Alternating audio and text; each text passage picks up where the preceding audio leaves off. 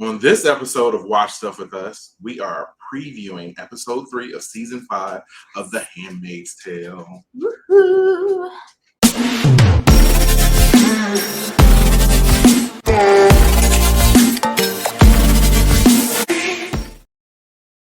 Thank you so much for tuning in and watching this episode of Watch Stuff with Us. I almost said for watching this episode of The Handmaid's Tale. We are on The Handmaid's Tale. I would love to be on The Handmaid's Tale, but I haven't gotten a call. Yeah, this is Watch Stuff with Us. If you're watching this show right now, hit that like button, hit the subscribe button, hit the notification bell so that you will be notified every time we do any episode or when we go live like we are right now. So without further ado, here is the season 5 episode 3 promo trailer, and we're going to break it down live. He was a monster. Rena returned. Nick and Mother Lawrence are both sort of impressed by it, and then also slightly neurotic about how much she knows. So what are you laughing about? You need to explain. Well, I mean, I've always known that he has, in real life, has an accent. Mm-hmm. But it's funny to me. Like, I'm attracted to the Nick character. I'm not as attracted to the actor himself. And I know that sounds Which is weird. Crazy. That's crazy. It is. It's weird. But usually I'm big into accents, but for him, when he starts with his accent and he's like smiling and his little eyebrows are dancing, I'm like, who is this guy? All right, you're too happy. You're not Nick anymore. I know. I'm like, it's not that Brooding. I was about to say that. Yeah, the brooding, dark. That's what is it like attractive. It's not the bad boy look because he's not, but it's just like that dark and serious personality is kind of like what I'm attracted to in the show. His intensity. Correct. His intensity in the show, that character is what I'm attracted to. But then real life him, she's like, oh, and I'm just like, I can't. Oh my God, you have teeth? Like, yes. You know how to smile. Like, you're still adorable, but I can't take him as seriously when he's actually speaking in his natural voice. All right, let's continue on. Do you imagine what the other commanders would do if they knew that you had helped a handmaid kill her commander? Bold accusation. Serena is truly on her own. She's frightened by her future and her uncertain status. She's just constantly working towards figuring out how she's going to survive in a new world and come out on top. I didn't know she had an accent either. I really should watch more videos of them like discussing their show, but I haven't. But that's so cool. And then a lot of the talk about how Serena was unsure about her position and stuff. I don't know if they did that on purpose, but she didn't look very unsure. I felt like she was relatively confident still, or maybe that was just an act. It is an opportunity where Gilead will allow the world a peek behind the curtain. I think we need to make Fred's funeral an international event, broadcast across the globe. She convinces Lawrence that it will raise the stature and the legitimacy of Gilead. I got deep. Any comments on I've Commander always Lawrence in real life? No, I've known Bradley as an actor and other things that he's done. I've always been a big fan of his work. So I was very excited when they brought him into the show. I was like, oh, good. Plus, it's like, somebody you recognize because, well, I mean, there's not many in the show that I did know. And I think it's because most of them seem to be British or from other countries. And so that's why, yeah, it's surprising. So bonus points for those actors for also, working on your accents. Mm-hmm. To say yes. How? By not being a woman. Janine looks at Esther and sees a version of herself. And being a mother feels that maternal energy toward Esther to keep her safe here. Esther is expecting Janine to carry forward June's legacy of resistance. They have to do something. Anyone who does something ends up dead. Or worse. The smart thing to do is just follow the rules and stay alive.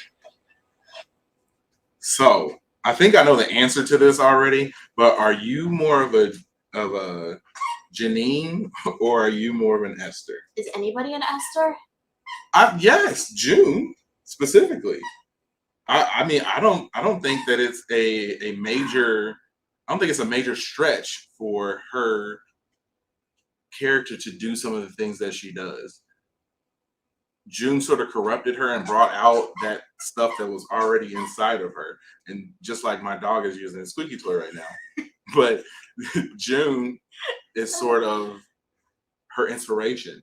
So Like, when I'm a she June has, fan, but I'm not a fan of a small child just having angst. And I mean, granted, yeah, she is mad, but come on, she's throwing a little fit. She used to be a missus. Like, she's having a fit that she's downgraded and now has to put up with what everybody else had to put up with. it's one thing to be downgraded and not like your position, but it's another thing to kill somebody who obviously might have a disagreement in philosophies with you, Yeah. but you want to kill her because of that. Like, that's over the deep end. That's even Right. worse than June. And we all know how I'm not a June fan. So, Yeah. but June does play a big role in why Esther is the way she is. She does, but to So answer your question, I'm 100% Janine. Yeah, me too. I love Definitely, Janine. She's got a sweet soul. She's the only like purely kind person I think we have. I do miss her from the beginning though, like season 1 before she lost her eye. She was like ultra feisty. She was like the feistiest of all of them, and yeah, I do miss that. But and then Aunt Lydia did her thing.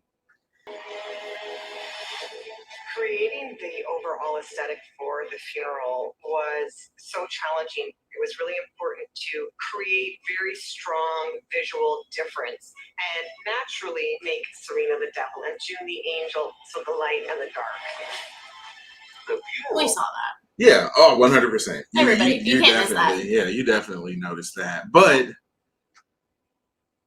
I wish they would have given. Oh, that is interesting, because I was gonna say I wish they had given someone gray, but I think Luke was dressed in gray. So maybe that's foreshadowing that he's going to foreshadowing, yes, that he's going to sort of develop more of a darker side. I don't know, maybe. Could be, or he just looks good in gray. True. Also, I would like to see if by the end of the season, if we have an episode or a moment where Serena is in the white and June is sort of in the black. That would be neat toward the end of this one. Yeah. Is all about Serena. She choreographs it so that it makes her look powerful. She has Hannah enter the frame with her, and it's a way of her saying to June, I have control over your daughter. She just gave this little smile. It was villainous. It's when Serena declares this is war. We start the episode with So, definitely declared war. Yes. At that point in time. Even if she hadn't declared it before, I think it was definitely known that, hey, you've messed up, June. You've gone too far. Even though Serena is a horrible person, she feels wholly and totally justified in everything that she's doing. Mm-hmm. And now she's been scorned to the point where her husband is gone, and she is willing to do whatever in order to inflict pain on June. Let us know what your predictions are for episode 3. This is your opportunity to drop those comments below and let us know what you think is going to happen. You've heard what we think. Now it's your turn. Be sure to hit the like button, the subscribe button, hit the notification bell so that you are notified every time we have a show or when we go live, like we are recording this right now live. So you're watching a replay, but this was definitely recorded live. And if you were here, you could have been in on this episode and in our chat, and this fruit flies in my face. So I'm going to go ahead and end this right now. I'm JD. I'm Katie. Thanks for watching some stuff with us. Later. Bye.